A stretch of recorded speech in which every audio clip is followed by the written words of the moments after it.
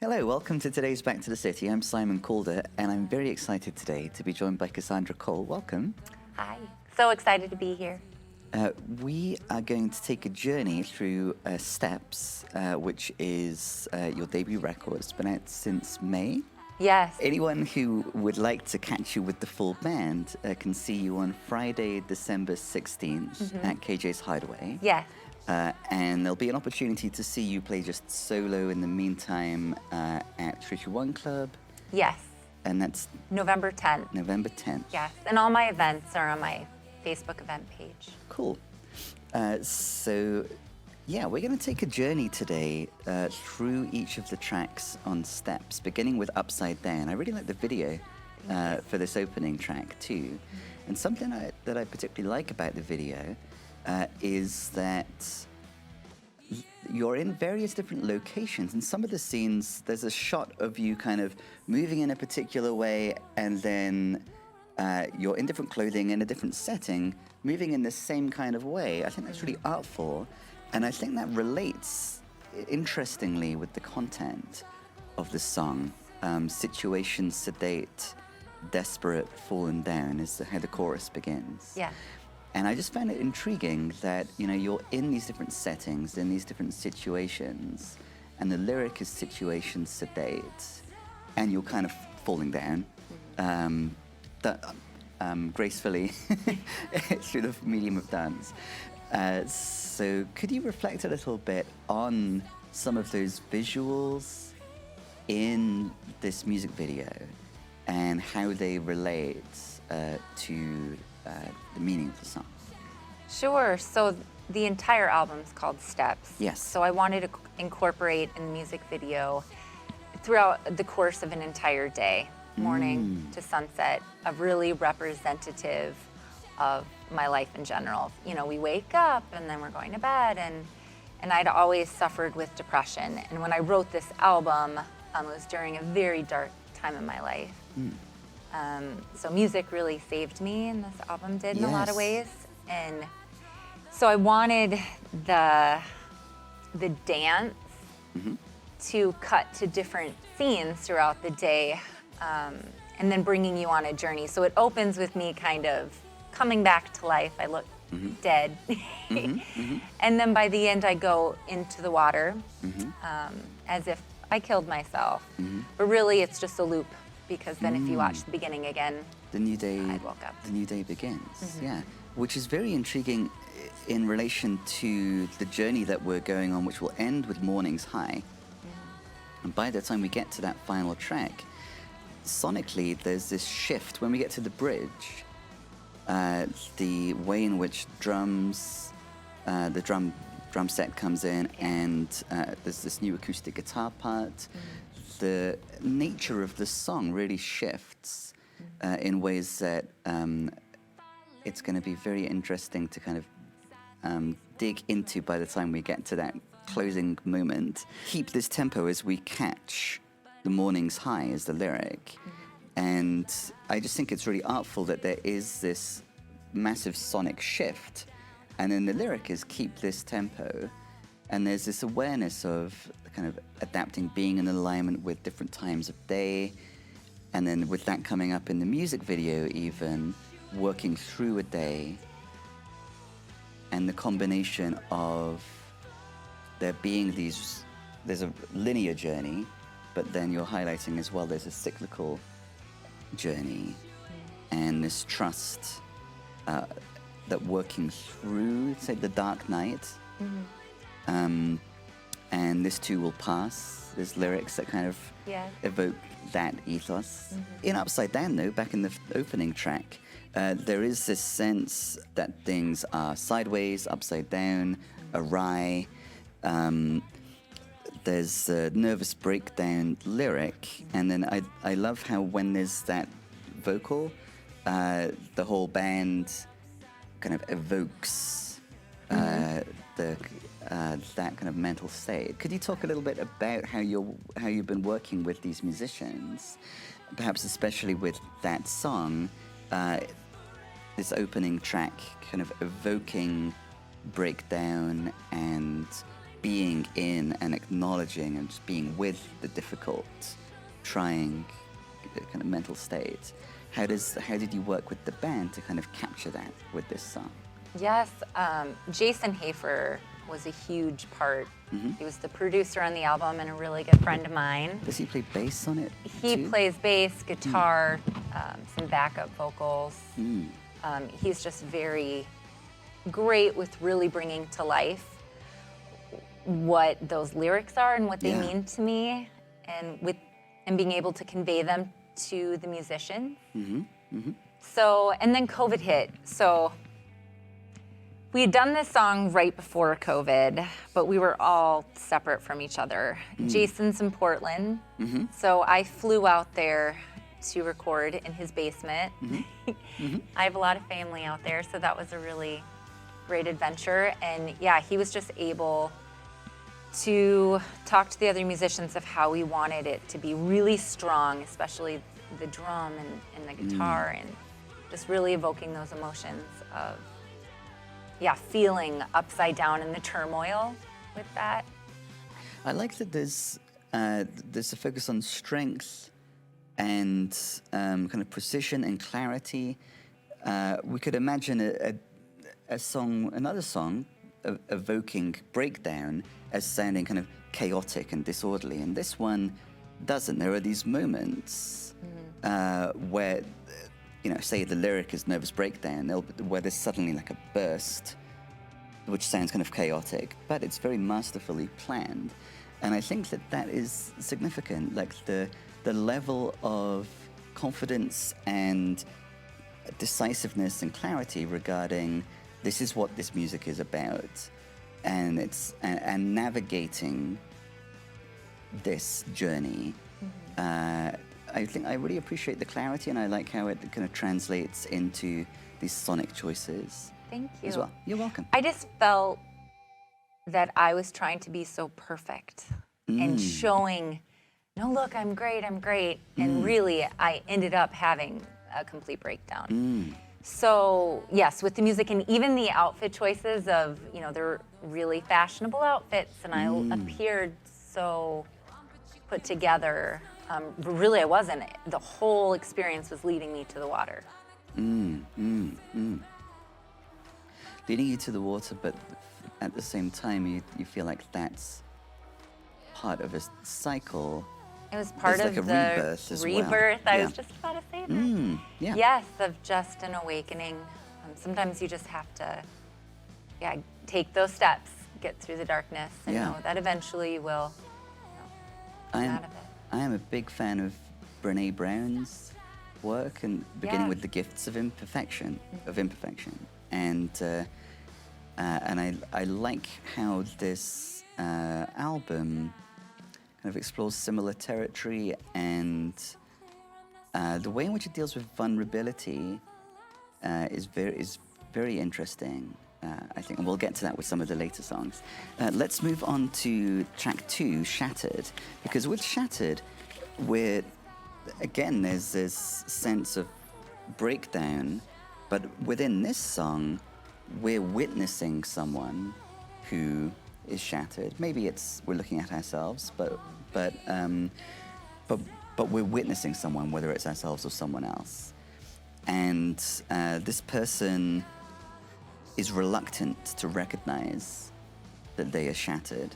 Stop trying to pretend you're not shattered, is the lyric. So I just find that these two songs work very well together to introduce these themes. Could you expand a little bit more on this new component with the second song, where rather than speaking of breakdown in the first person, we're witnessing someone who is shattered and who the issue seems to be, well, we're encouraging them, whether it's us or someone else, to stop pretending that they're not shattered. How did that come to be, and what kind of choices did you make with this song, with that being the...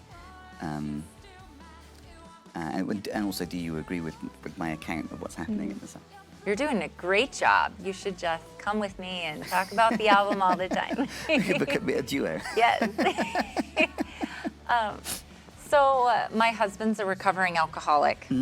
So Shattered for me was me figuring out my place with codependency and boundaries and toxicity and starting to really understand. I see that you're shattered. Like, it wasn't my fault.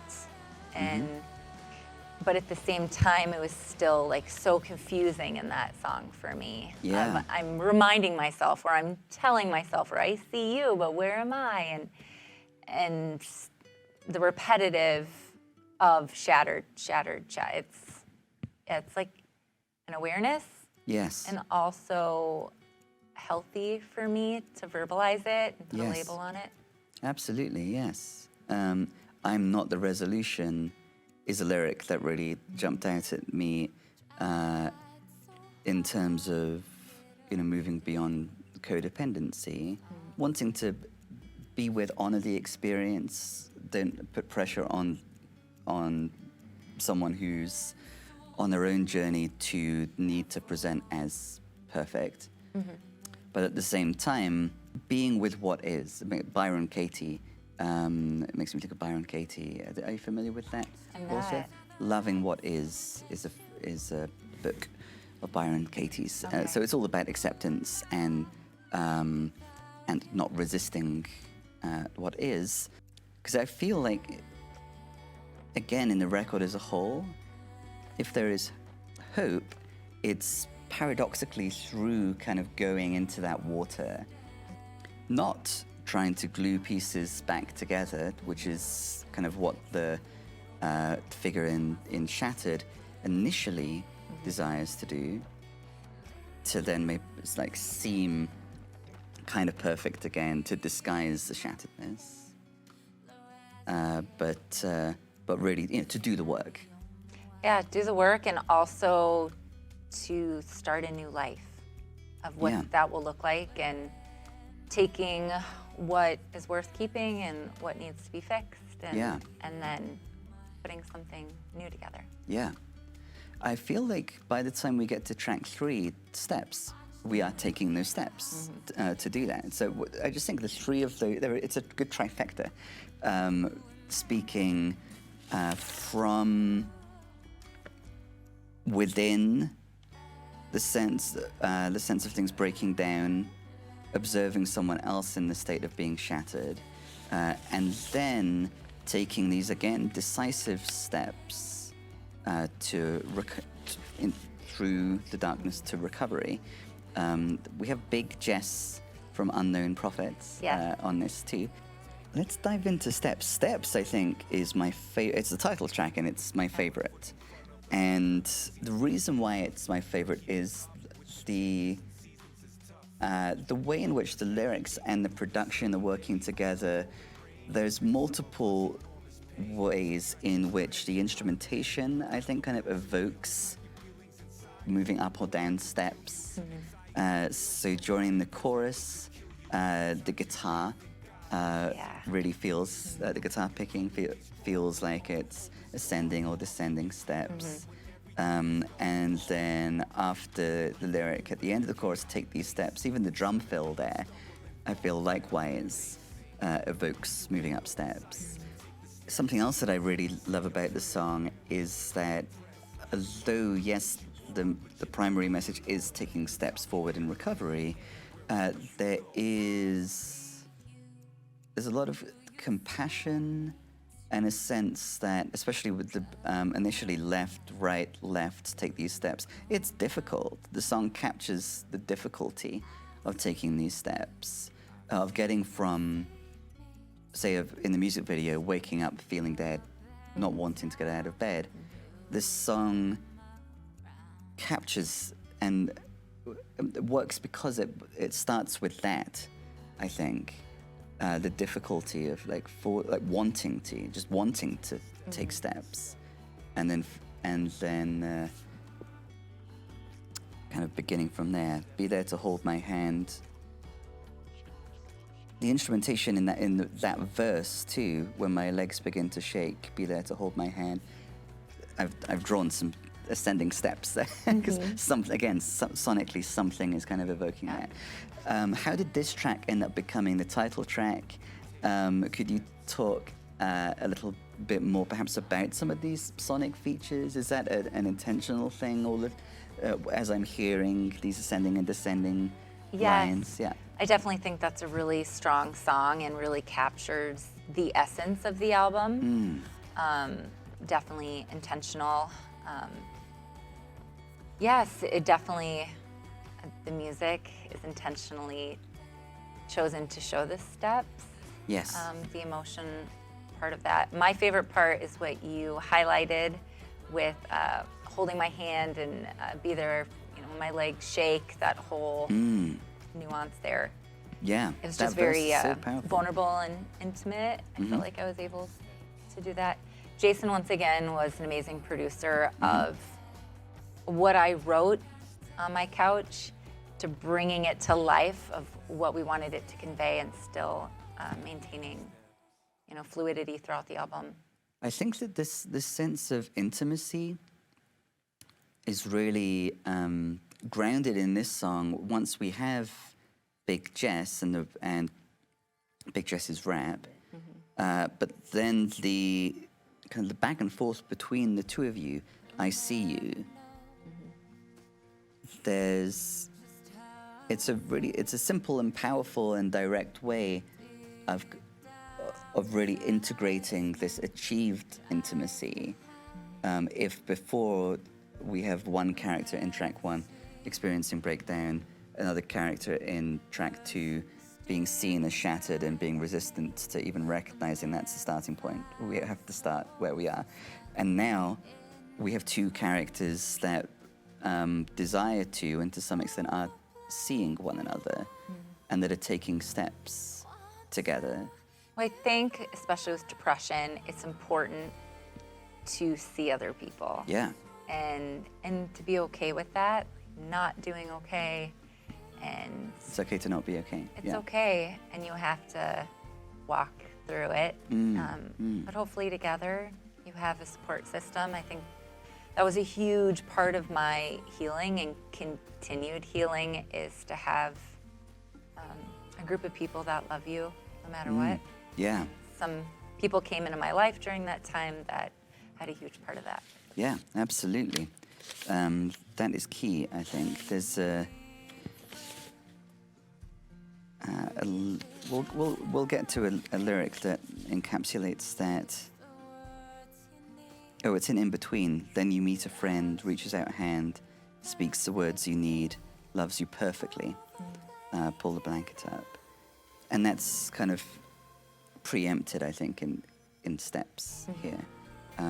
That friendship and loving connection and acceptance. Like, you don't need to be this other thing which would be accepted as perfect.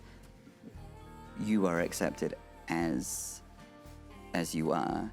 And Big Jess did such an amazing Yeah. I felt like I said everything I needed to say. And we needed, Jason and I agreed, something powerful to switch the song. We didn't want it to drag, and then it would take away from the strength that we had formed. So yeah, I was working with another artist of his, Matt Madison, who introduced me to Big Jess, and he was just a great fit and added a lot of life. And the moment in the rap that really jumped out at me was, you hide your feelings inside because you think no one will feel you. And that's a very common kind of default mode, for us humans. oh yeah. And there are multiple ways. Well, consistently, the record, I think, is kind of pointing in to another more hopeful direction, where we give ourselves permission to express our feelings, which is scary because we think, well, what if? I know. Yeah. what if there isn't the compassionate listener, and then there are moments where we encounter that, and we feel loved. Is there anything more you'd like to say about Steps? It is such a, it's my favorite. It's such a powerful song. Thank you. It's one of my favorites too. Not that I can think of, other than I just felt like it was a way for me to really describe what depression can feel like, whether you're going through bad times, good times. Sometimes it just hits you, and it's a struggle to get out of bed. It's a struggle to do it, but you do it because you have to. Yeah, I just wanted to have people relate to that and feel my vulnerability, but also that I see theirs as well. Absolutely, yeah. It's hopeful, encouraging people to take steps, but it's so much more powerful than a song that was, just trying really hard to have a positive message. So much more powerful than that, with this left, right, left. Again, the difficulty and the commitment to pushing through. It's really powerful. So Pull Me In is track 4. And I think in the middle of the record, we have these, there's a collection of songs that are more kind of fun. They don't depart from the heavy themes, and yet in a way that really works very well, I think. There are these, there are moments of levity, and they're more danceable. Yeah. This is where it really explores vulnerability in an interesting way, I think. So it says in your one sheet, that the song captures a version of vulnerability that's altogether yearning, honest, and sensual. And it does, I think, in a really interesting way. Pull me in, dot my eyes, make it safe for me to cry. So that's in keeping with the what we've been talking about with the previous songs. Pull me in, watch me purr, I'll be yours.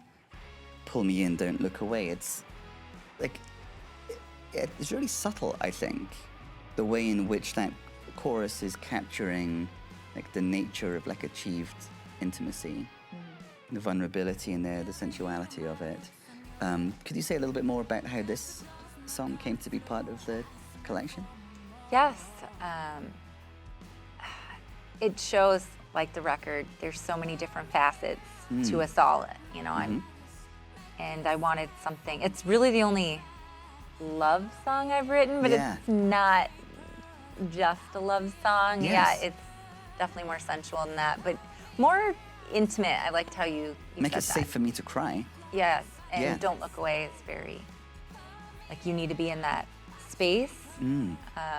But you're also telling somebody else what you need. Yes. Which is also very powerful. Absolutely, yes. Especially coming from a codependent perspective. This is what I need, I'm telling you. Yeah. Almost down to the T of what I desire right now and what I need. But I still need you to make me feel safe. Yeah, that's a good cocktail, I think. There's an ownership of what one wants and what one needs, clear communication, and a sense that showing up, allowing oneself to be seen, and seeing the other. If the connection is there and there's clarity and consensus, this is what we want, then it's easeful, but it's it's a dance that the other person has to commit to as well. Kind of that, was that third verse or somewhere in there, with dance with toes on the carpet floor. Yeah. I loved that image of, when you're dancing. Yeah. Kind of like that, but yeah, it's a good way of describing the song. It is a dance. And yes. So it's fitting that then it's more danceable than, and it's the first of a few that are more danceable, certainly than Steps. Yeah. But there's a lyric about Steps as well. Moments wish they could freeze, take these steps with me, just to feel, just to breathe in you. So I just love how consistent the ethos and the message and the sense of life is, and the sense of what the challenge is, and how to work through the difficulties in songs that sound quite different, and that, you know, if one wasn't paying, you know, full attention to the journey that's happening in the song and the lyrics, and and the interplay with lyrics and the instrumentation, then it might. You know, this song could show up in a person's life in quite a different way. Like, you see what I mean? So, but they are a really coherent collection of songs. Thank you for noticing and really listening. Yeah, It means a lot to me. They're Very all thoughtful. they're all about intimacy, and I just the subtlety of what this song is communicating about, which it could just be heard as like a love song, but it's contributing something really important, I think, to the overall story that's being presented in the record. Why Should I?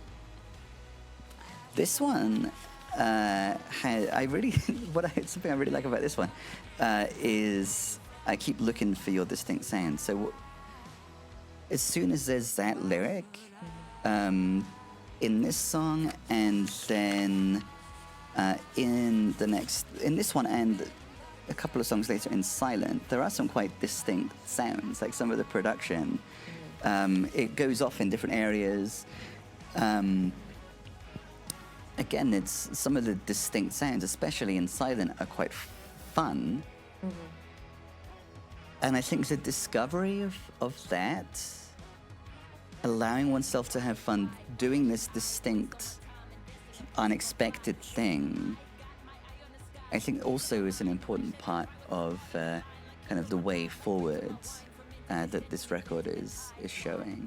Do you have any thoughts on distinct sounds, the process of like trying to find and hear one's or someone else's distinct sound? Yeah, it's just looking or relying on someone who ends up backing away. You don't have them anymore. Or it can have many meanings. But yeah, just looking for something that maybe you're not being fully satiated or fulfilled in that moment, or looking for something else.